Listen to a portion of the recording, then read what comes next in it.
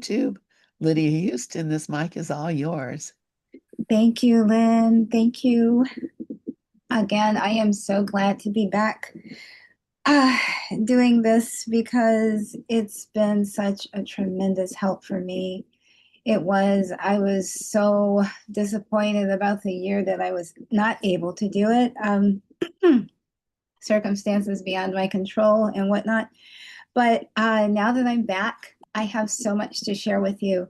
Today, I would like to talk about how I came to A Course in Miracles.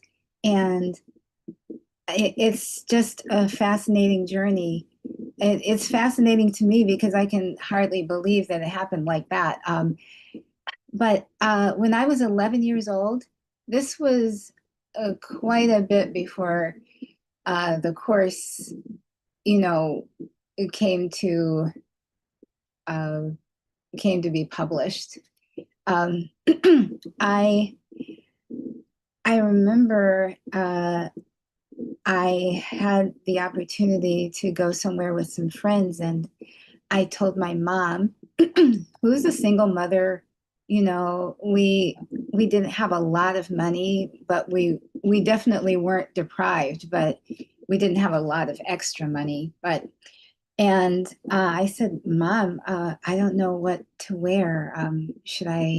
You know, should I wear this or that? And Mom said, why don't you go buy yourself something new? And so she took me to the mall, and she gave me some money, and uh, I was such a bookworm, always floating into some bookstore, used or otherwise, and just looking over books and whatnot. And I remember my mom said that she would pick me up in about 2 hours. That would give me enough time to go from store to store, find a top and maybe some new jeans or something. And I stayed most of those 2 hours in a bookstore. And the books that I really liked, I liked classics, and I liked books about self-help and consciousness raising. Yeah, I know, 11 years old. This is crazy. But I found a book, and I sat down on the carpeted floor of the bookstore, started reading it, and could not put it down. It was this book, and it's called Handbook to Higher Consciousness. And I read it. I was just fascinated by everything it was saying. And uh, I bought that book. I saw two other books by the same author and bought those too. And just to make a good, you know, show of it so that my mom thought I was really shopping for clothes, I went in some cheap clothing store and I got this. I remember this shirt that zips up the side. It was the style back then. and, and my mom picked me up and she said, well, what'd you get? What'd you get? And I said, well, Mom, I found this great book called Handbook to Higher Consciousness. My mom said, book? I thought you went to get clothes. And I was like, I did. Look at this shirt. And she took one look at this shirt and rolled her eyes. She just thought, this girl is a nut. Which my mom frequently did call me a nut. Okay. But Handbook to Higher Consciousness by Ken Kais Jr. changed my life. It had such wisdom in it. And mind you, I was 11 years old. I hadn't been exposed to much about raising my consciousness, but everything that the book said sounded dead on right. And I thought, wow, I thought I had the keys to the universe. I seriously did.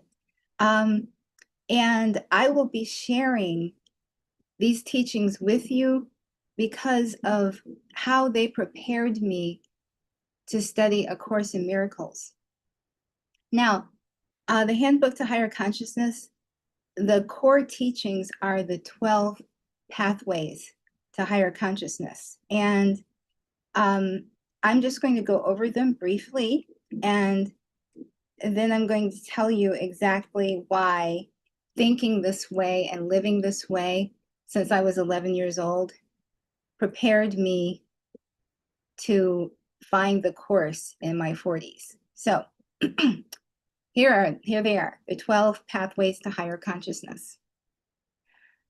There are they're divided into threes, and the first section is called Freeing Myself.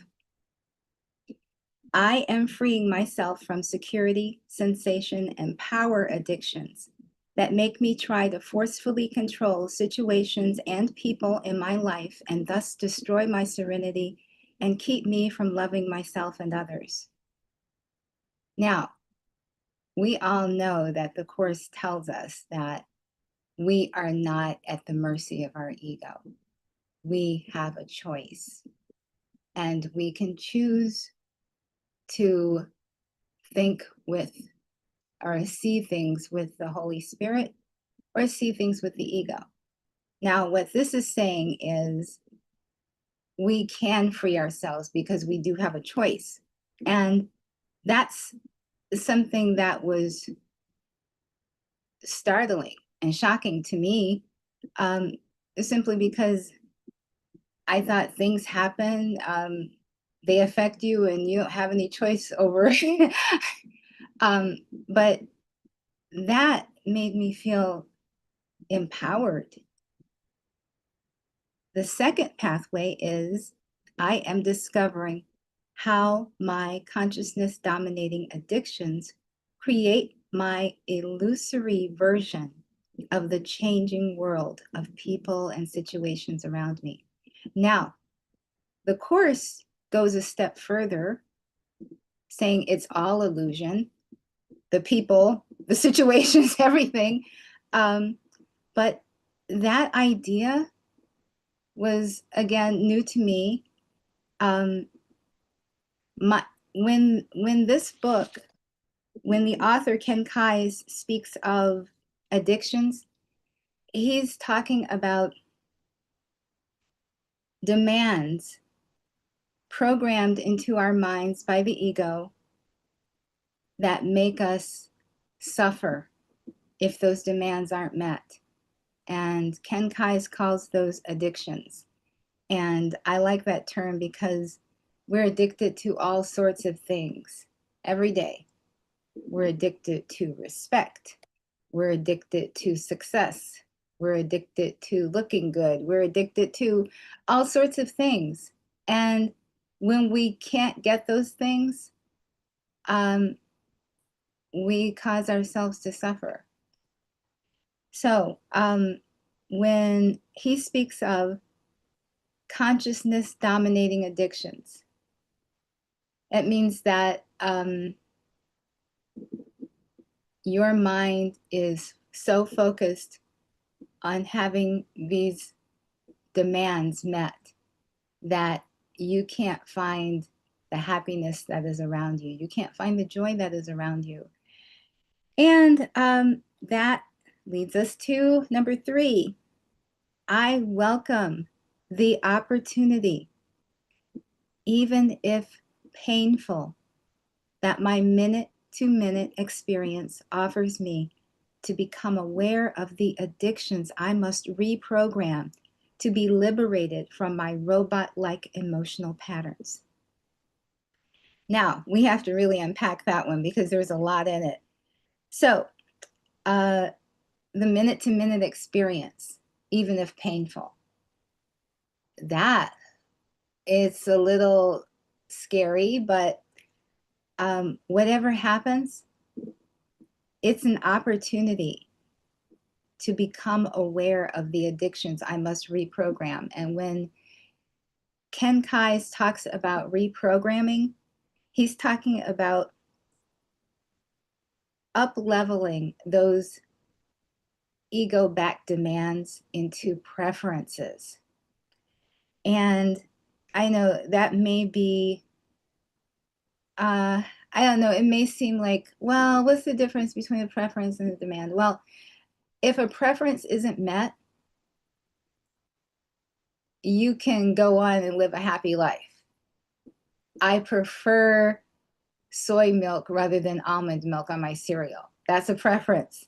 But they can all be preferences. That is what I learned from reading the book. They can all be preferences. There doesn't have to be like this stranglehold on your demands all the time.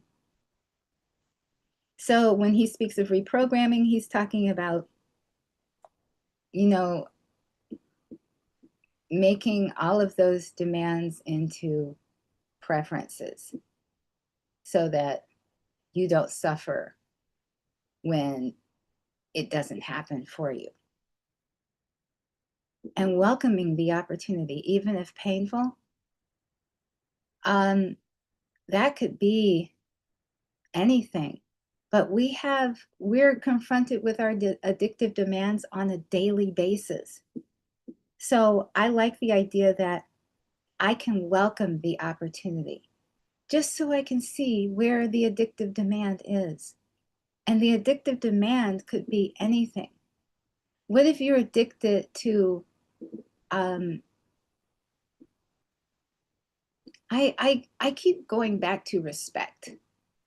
What if you're addicted to having respect? That can really be a cause of suffering if you're in an environment where people have a lack of respect. They don't really respect anything, not authority, not you, not anybody. So it puts you in a situation where you're suffering because you cannot get the respect you think you deserve as an individual, as a body. So this is very, when the Course tells us that the body does not exist, and when it refers to our oneness, it's our oneness of spirit. We don't have, like, collectively, we don't have addictive demands because spirit doesn't have any issues. Which is funny to say, but spirit doesn't have any issues. Spirit is perfect and loving and good, just like God. So when we think of our oneness, we think of being joined as spirit and not having individual bodies, individual lives, individual personalities. So we can welcome the opportunity. For years, I think from 11 to 16, I was welcoming the opportunities that came up so that I could see what addictions I needed to reprogram. I even kept a journal. So those are the 3 pathways regarding freeing yourself. The next 3 regard being here and now. By the way, the language of this book is very much a 70s flower child. All I can say is that, like, I'm a 70s child, so it didn't seem that strange to me. But later on, rereading, I'm thinking, someone should probably rewrite this in today's language. Okay, being here and now. Number 4, I always remember that I have everything I need to enjoy my here and now, unless I am letting my consciousness be dominated by demands and expectations based on the dead past or the imagined future. Now, if that doesn't sound like A Course in Miracles, I'll eat a bug. Well, I wouldn't really, but but okay, okay, so I have everything I need to enjoy my here and now. Yes, We all do. And the now is the only thing there is. Because when you think about it, you can't go back to the past. You cannot visit the past ever. It's a thought in your mind. You can't visit the future either. It's a thought in your mind. The only thing you have is right now, right here and now. And, in this world of illusion, where time and space are simply constructs of the illusion, the now is all we have. So the past is a thought in your mind. The future is a thought in your mind. So when Ken Kai speaks of letting your consciousness be dominated by demands and expectations based on the dead past or the imagined future, basing it on the dead past, what you did to me in the past, what happened to me in the past. I hope that doesn't happen again. I hope you don't do that again. I expect you to do that again. I expect this to happen again. That always happens to me. This is something that minds tell themselves. So, and the imagined future. Wow, I sure hope that doesn't happen. What is going to happen next? I bet, oh, that country's going to bomb us. These are all expectations based on the past or the future, instead of just living now and enjoying the now.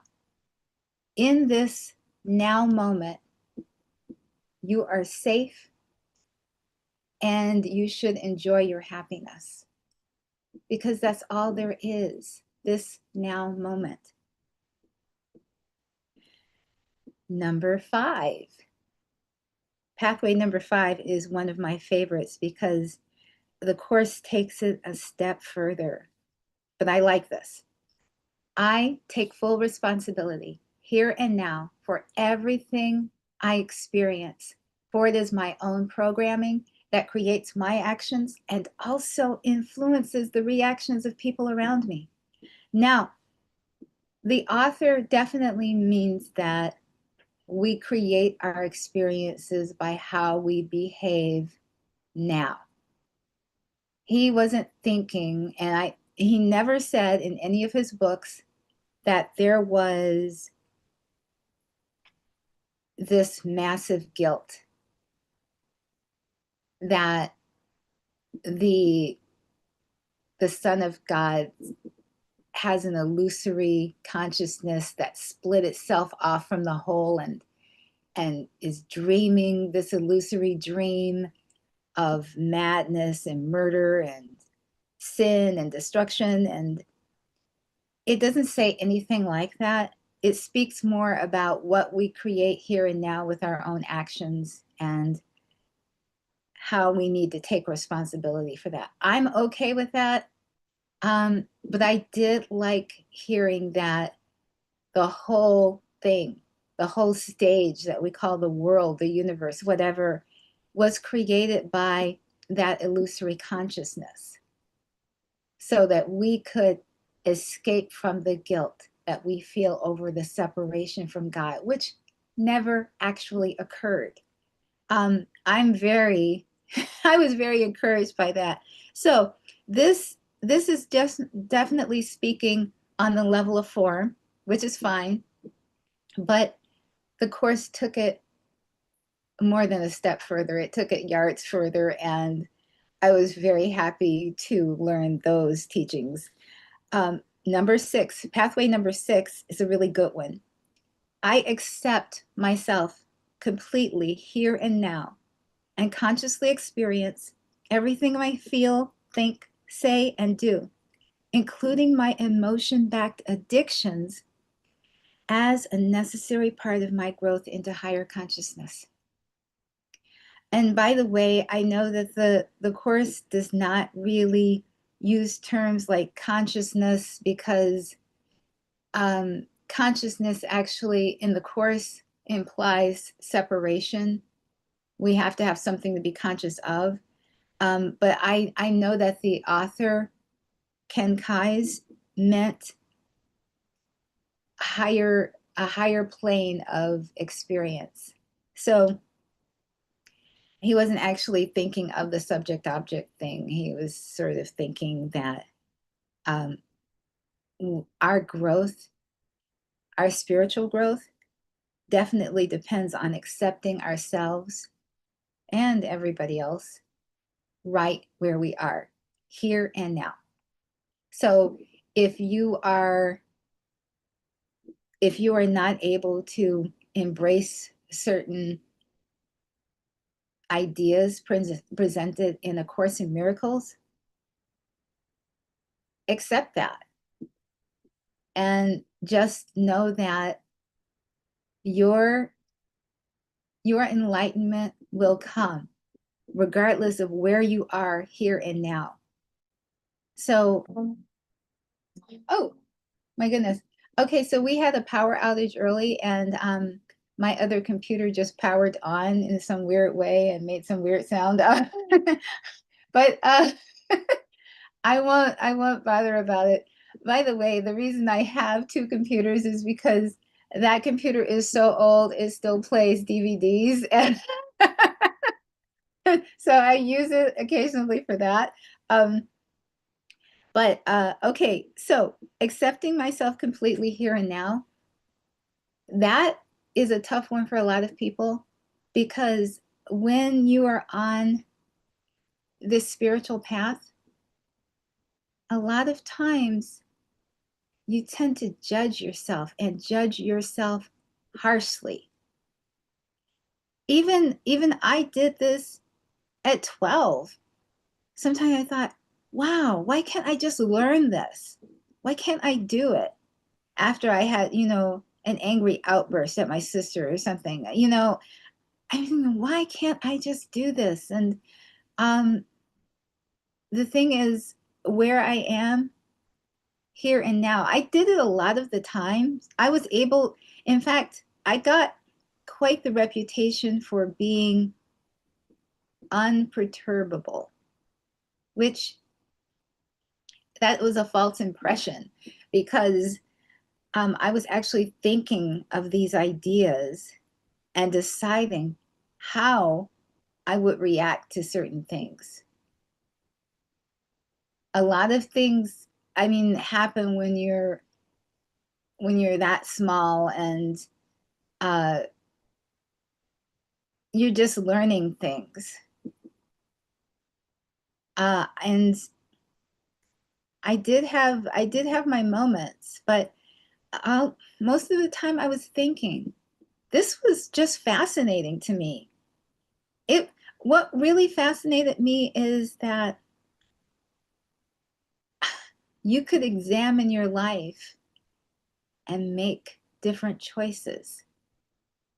And even thinking about that made me feel freer somehow, liberated. I didn't know what I was in bondage to, but I felt liberated. So the next three pathways deal with interacting with others. These are my favorites.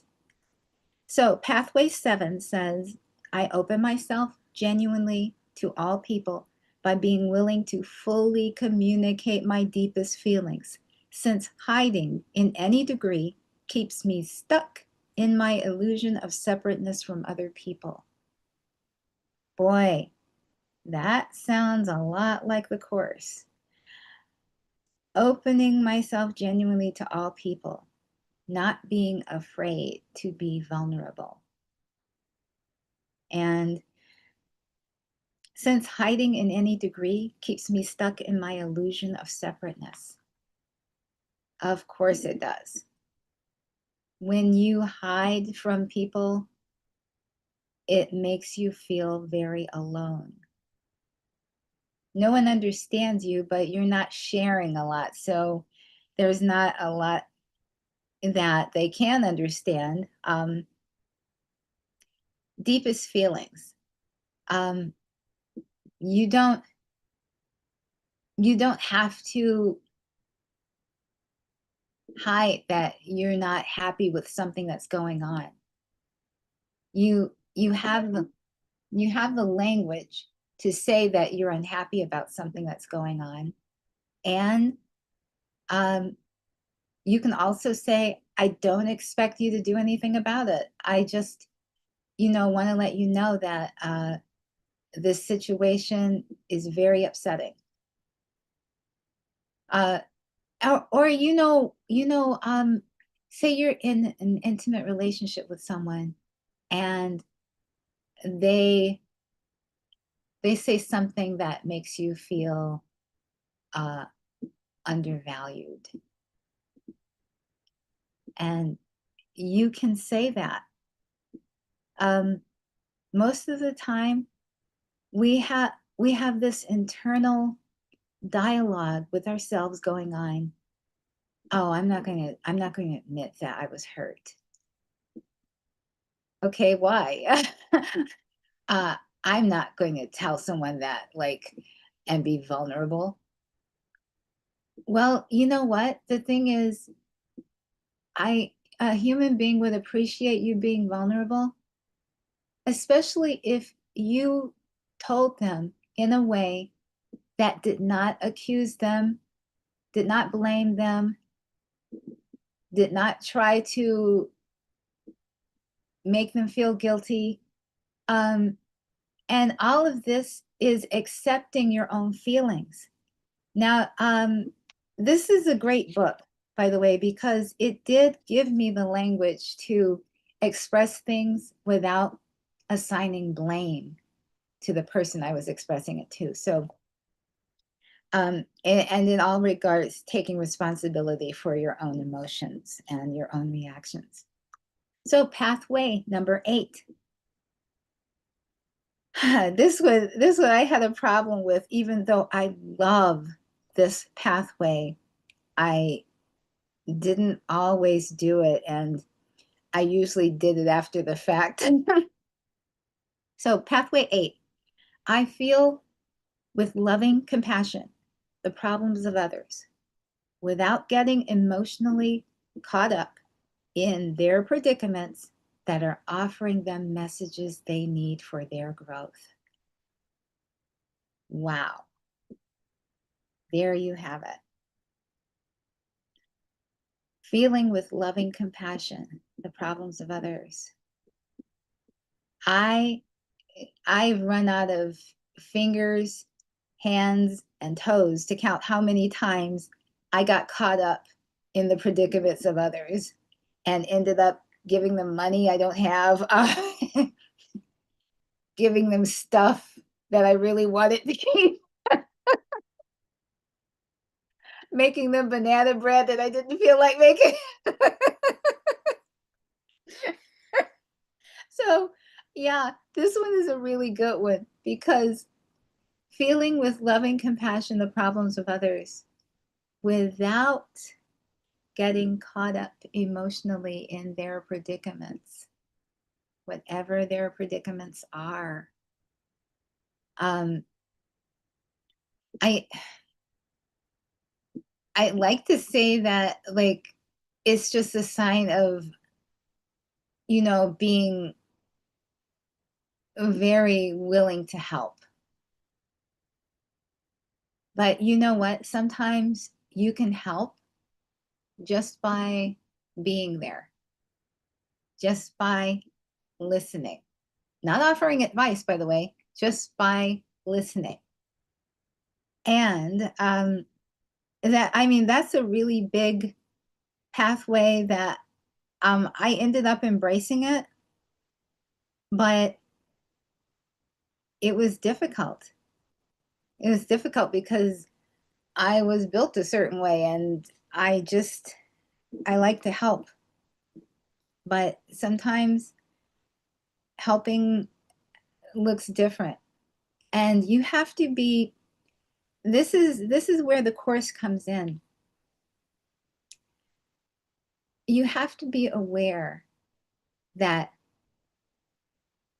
consciously directed miracles can be misguided. And so the Holy Spirit is in charge of miracles. The Holy Spirit gives you guidance as to what to do, what to say, where to be, who to talk to. And when your ego is directing, by the way, your ego is not, it's very crafty. It can really appear to be selfless and self-sacrificing and whatnot. Always be on the alert for that. Um, the ego can appear to be leading you in the path of goodness and generosity, and it's just self-promoting nonsense. It's not really what the Holy Spirit is guiding you to do. Sometimes the Holy Spirit, whose voice is very soft, isn't guiding you to do anything on the level of form. It may be guiding you to just sit back and watch and listen. I'd like to give you an example. This is a very memorable example from my own life. Once my sister, crazy Aquarius that she offhandedly told me that I didn't have any Black friends. And I said, that's not true. Okay, defensive right away. Okay, that's not true. I have Black friends. And he said, no, you don't. I don't know anybody. I said, you don't know all my friends. Okay, I did have Black friends. I just didn't hang out with them a lot. And Vida, her saying that made me feel what? Guilty, ashamed, whatever. So I decided to, at the time, I was working at this restaurant as a hostess. And I decided to befriend one of the servers there. She was really popular and very funny. And so I decided to befriend her. This is an ego-driven action, okay? Because really, I didn't have a lot in common with her, but I thought I'm going to prove to myself that I have Black friends. So I tried to befriend her. It was a disaster. Oh, it was humiliating. She was actually engaged to one of the line cooks, and they were going to be married the following summer. And I did everything I could. Uh, you know, when I was hosting, when she was working, if she came to the podium and said, I'm getting slammed over there, hold off.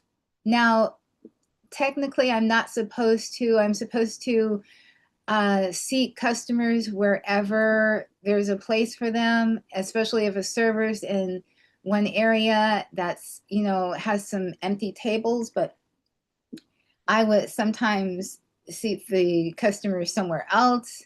Instead, I I often made her cookies and banana bread, whatever. Uh, and you know, I didn't realize this, but she was so anti-vegan, anti-vegetarian, whatever.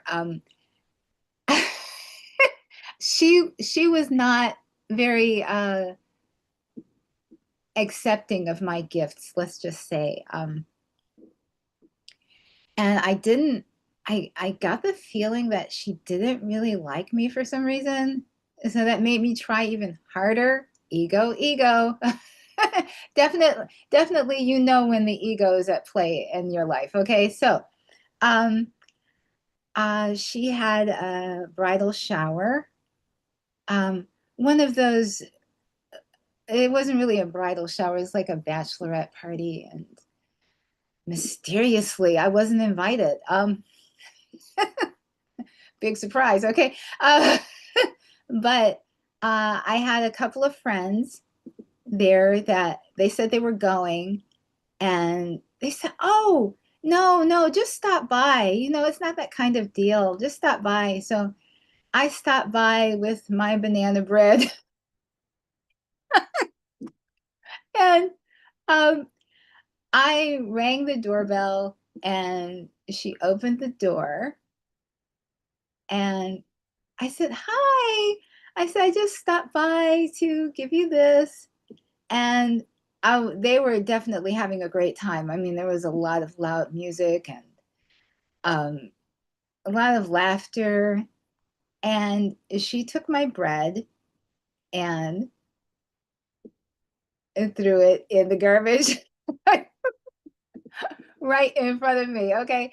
So I said, "Oh, okay. Well, I I I sort of cooled off a little and didn't do so much after that. But she definitely invited me to her wedding. And the reason was that she knew I would give her a gift, probably a monetary gift. Uh, I I thought about it, and I told my mom. I said, "Mom, I got invited to her wedding," and I said, "Would you do my hair?" And she said, "Oh, you sure you want to go?" And I was like, "Yeah, yeah, I want to go." So, um, so let's fast forward to uh, the real bridal shower at this great restaurant. Now, Detroit has a lot of really great ethnic restaurants, and this was in Mexican Town. So this was an authentic Mexican restaurant, and I forgot the name. Something it had something like nibbly in the name. I can't remember the name of it, but I was late because at the last minute I just wanted to get her something else, and so I went out and got something else and put it in this great bag. You know, those really great gift bags that, have a lot of fluff in them, and you just see the gift at the bottom. You're like, "Oh, how great, how great." So I I gave I came to the restaurant a little late, only 20 minutes, but 20 minutes for a bridal shower is not it's not a big deal. So I told the host uh, that I was there for the bridal shower, and she directed me to the back room. There was a back room that was like huge, and I came in, and as she was leading me to the room, I I heard something that sort of like turned my stomach a little bit, but I'm not sure what it was that I heard. I did not hear my name, but it was something. Anyway, uh, at the entrance to the room, I saw this girl. I don't want to mention her name, but let me give her a name. It was some Tasha. Tasha's not her name, but let's just say it was Tasha. Okay, so Tasha was entertaining girls at this table, girls that I work with an impression of me. And I, oh boy, I was really humiliated. Um, I cleared my throat, and I said, "Hey, Tasha, gosh, I'm so sorry I'm late. Um, family emergency, but I did want to drop off your gift, and I just left it there, and I didn't go to the wedding. I didn't go to any of those other little parties that she was throwing. Um, I didn't go. Okay, so, but in all in all honesty, I have to say that I knew I wasn't doing this for the right reason. And so I wasn't surprised that my attempt to befriend this girl backfired. So um, I I just wanted to prove to myself that I could have friends of all races, and you know what? I do, and I do not make apologies for the friends that I have. I don't I don't explain it. I I have friends of every race, color, creed, sexual orientation. It doesn't matter. I have friends, and the ones that I have, I got organically. I didn't do anything to get them. So I I had to realize that I let something that my sister said, an offhanded comment, really spur me to do something that was against my better judgment. So let's fast forward to I'm no longer working at the restaurant. Um, I was only working there because I had some book club debts that really needed paying off, and my mom wasn't interested in helping me. So, but I uh, I ran into Tasha, not her name. Uh, Later, I was downtown Detroit, and I was parking, having a hell of a time finding parking. And I saw her across the street. And at the time, I said, whatever happened, happened because I had some misguided notion of befriending someone who really didn't want to be friends. And it wasn't her fault, it was mine. So I was on my way across the street to go into a law firm, and I said, "Hey, Tasha, hi," and she said, "Oh, hi." Uh, I could tell she was upset. Um, so automatically, I just said, "What's wrong?" Um, and she was very close to tears. She said that um, her husband, that line cook I told you about, had cheated on her, was having a baby with some other girl, and she didn't know whether she should stay with him or not. And I just listened, nodded a lot, and listened.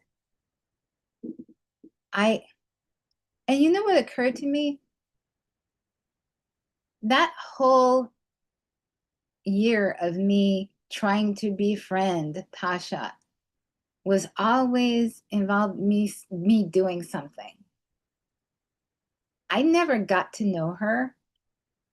I never sat down and listened to her talk endlessly. It was all about doing something. And that's a definite red flag.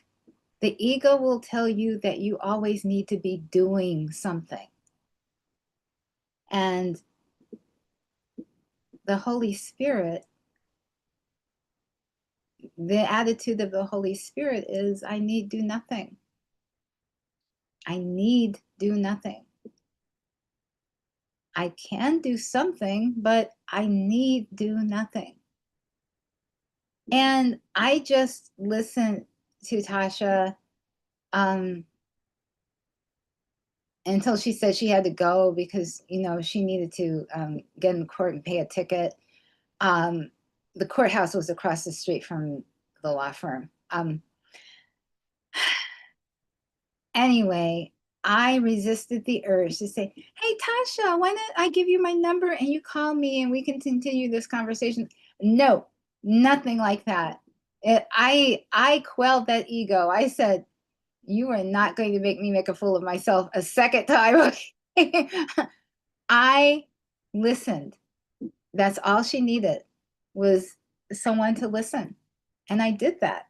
And I felt really good about it.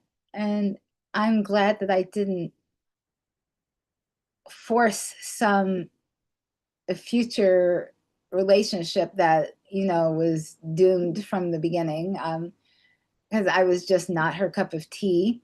And that's fine. Uh, I it was definitely an experience, a learning experience. So let's get to pathway number 9. I act freely when I am tuned in, centered, and loving. But if possible, I avoid acting when I am emotionally upset and depriving myself of the wisdom that flows from love and expanded consciousness. Well, when we act rashly, we almost always do something that is not going to make the matter better and probably will make matters worse. So this pathway is saying, avoid acting, avoid speaking until you have a handle on what's going on internally. So that may mean that you don't have quick remarks, witty retorts, and you definitely don't have violent reactions to disturbing news. You keep it very calm until you can work out what's going on internally. And this little book gave me the language to work that out too. So definitely avoid acting when you are emotionally upset. You can talk to yourself and figure out why you're upset. What is the ego protecting now? What is the ego defending now? What does the ego want to prove? Asking those questions of yourself will definitely, even asking the questions will diffuse anger, no matter where the anger is coming from. The anger is all, the Course tells us that anger is never justified. So if during this time where you're avoiding acting because you're upset, and you try to justify why you're upset, well, if he just did so and so, all she had to do was say, and it would have been fine. Be very wary when you make other individuals, and I know there are really no individuals out there, but we're using the level of form in this. When you make other people responsible for your feelings. If she just did this, it would have been fine. All he had to do was blank. If somebody just would have, hey, fill in the blank. So whenever it's someone else's fault or someone else's to blame for what you're feeling internally, always remember that you create those feelings because your ego demands that things, that situation A be like this. or that person A is like this. Person A did do this. It's always some demand on the situation or people that your demands weren't met and you're very upset about it. So always remember that when you're upset, it is not because of someone else or something else. It's not because of your husband or your sister or your mother or the president or anybody. If you're upset, it's because you chose it. That's very powerful, but it's what I got from this book. Yeah, at 11 years old, that's what I got from this book. I remember talking to my mom about it, and my mom saying, "Wow, that's fascinating. What are you reading?" I said, "It's called Handbook to Higher Consciousness." I said, "It's golden." Yeah, that's another phrase from the 70s. So the last three pathways, these are really good. I am continually calming the restless scanning of my rational mind in order to perceive the finer energies and that make me unitively merge with everything around me. Now that sounds a little woo-woo. The language is a little flower childish, but what it's saying is our minds are always racing, racing, racing, going from one thing to a next. And this is saying every minute I am calming the racing around of my rational mind in order to perceive the finer energies. And as course students, we know what those finer energies are.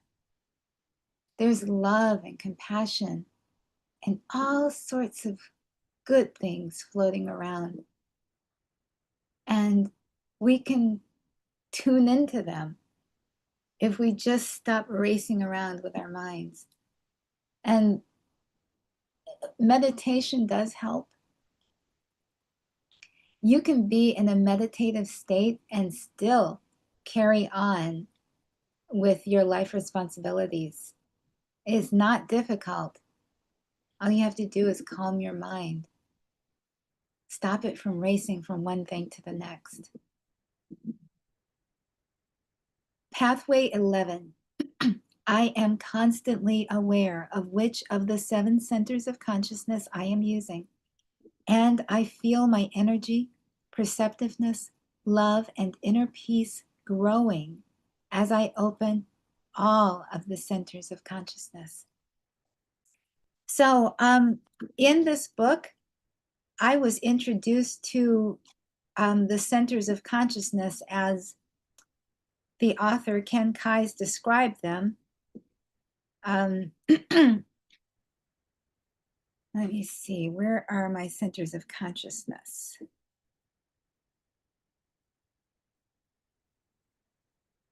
Okay. To begin with, there are the 3 lower centers of consciousness. Okay, the first is the security center. This is the lowest. The security center, why these 3 centers offer you a yo-yo type enjoyment of life. Okay, so the security center is associated with emotions like fear, worry, anxiety, etc. Number 1, constant driving compulsiveness. 2, constant fear of loss.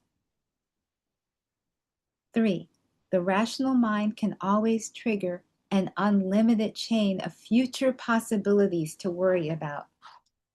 So say you made a terrific investment with the stock market, and right away you worry of what's going to happen next year.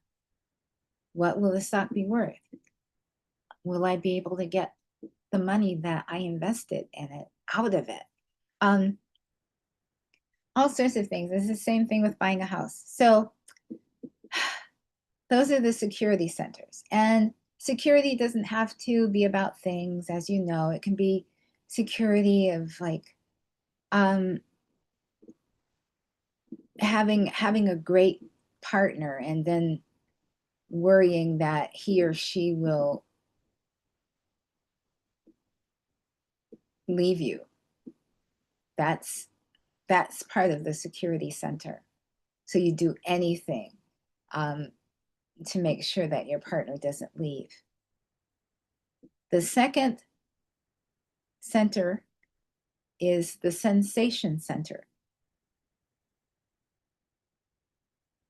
Number one, constant driving compulsiveness, constant fear of loss. If you have something that's really good to you, like say great food or the sensation of flying, you are disappointed, frustrated, bored when you can't do these things. So sensation, if you love food, you're really frustrated when you don't have good food, when you can't find good food. Try being in like one of those towns that are like one horse or two horses and you can't find anything good to eat. And the third, the power addiction.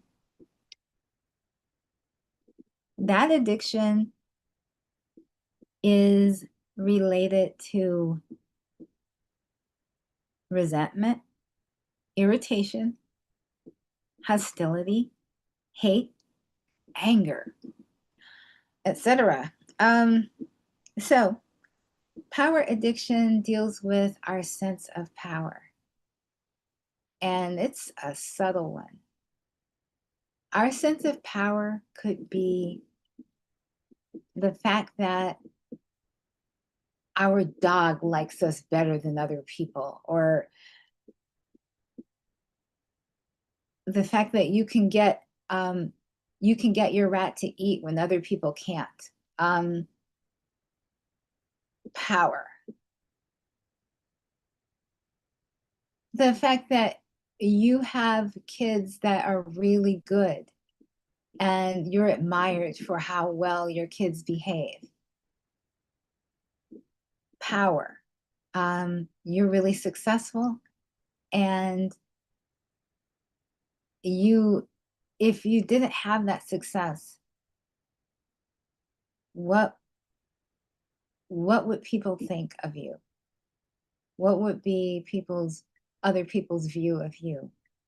So the power center is associated with anger, resentment, irritation, hostility, hate, etc. Power is also about respect,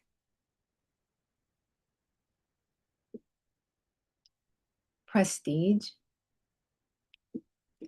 a host of things. So now we've gone over the three lower centers of consciousness. Now let's talk about the two. I think it's two. Let me see. I don't remember really, but the two joyous centers. The fourth center of consciousness is the love center. So the love center comes from unconditional love, not special love as described in the Course, but unconditional love, which means that you just accept people the way they are and loving them is accepting them, not rejecting them or condemning them for the ways in which they seemingly are different than you. So as your addictions are reprogrammed, you will find that your ego has less and less to do. And your ego will activate the egos of other people less and less. Thus, people begin to experience you as becoming purer as you give your ego less to do. This helps them become pure, even though they may still be stuck in the lower three centers. They find that they seldom get in touch with these tense feelings when they are with you. That sounds like something to strive for. Now, the last center of consciousness is the cornucopia center. And let me explain that center because this is the way Ken Kais looks at it. Everything that happens is for your highest good. So when you're in the cornucopia center, you have a naturally welcoming attitude to life here in the illusion. You see figures come and go, um, opportunities for growth and wellness flow into your life like a horn of plenty.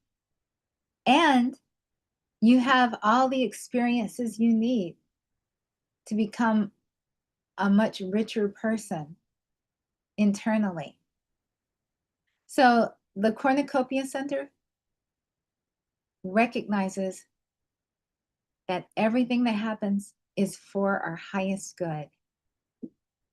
Whether it can be judged by others as good, bad, indifferent, it doesn't matter. Everything that happens in your life is for your highest good. You can learn from it, or it's something really good anyway, and you just get to enjoy it. But everything is a lesson if you allow it to be. Oh my goodness, I am past an hour. So, we will continue this next week. And I will tell you how exactly I came to the course. But this is an old book, by the way. It's my first copy, and you see the pages are kind of like they're just sort of laying in there because I had it so long. But I am really excited to talk about this because um, Handbook to Higher Consciousness made studying the course easier than you would believe because it was not like a foreign language. It was like having the basis of the language ahead of time and then just going right into it. Thank you so much. It was wonderful to do this again. And I will be with you all next week. Thank you so much, Lydia. And yeah, I have seen that book also, the Ken Kai's, and other. I've seen him speaking, I believe, on YouTube. So Wow. yeah, it very interesting. So thank you so much, and I really appreciate it. And I love hearing your, everything about you because I see such parallels in my own self. So it's like we're cut from the same cloth for We sure. are, Lynn. All right, my love. Well, I'm going to go ahead and close this out. Thank you, Lydia Houston, and look forward